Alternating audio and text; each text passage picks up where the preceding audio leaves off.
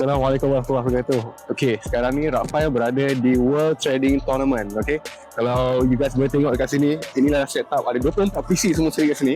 Ya, diorang tengah berlawan dalam peringkat final juga untuk tim-tim. Sekarang ni adalah perlawanan terakhir. By the way, ini adalah World Trading Tournament, which means dekat sini bukan sahaja tim-tim Malaysia tapi tim-tim dari luar negara as well. Tournament ni sebenarnya diorang membuat setiap tahun kerana ada Dubai, ada Thailand, dekat Singapore, dekat Malaysia. So Alhamdulillah, this is the first time yang Raphael boleh cover tim international ataupun world international punya event. Okay, Alhamdulillah, itu dah pertama kali Raphael kita berjaya melangkah ke satu era yang baru. So Alhamdulillah Raphael terpilih untuk menjadi diorang punya salah satu network partner. Could have been 30, could have been a G. Should have never snitched. Why you took it to police? Started looking at you funny when you're walking down the street, looking at you like food, trying to see where they can eat. Me, I'm like Wallow and Gilly with the game.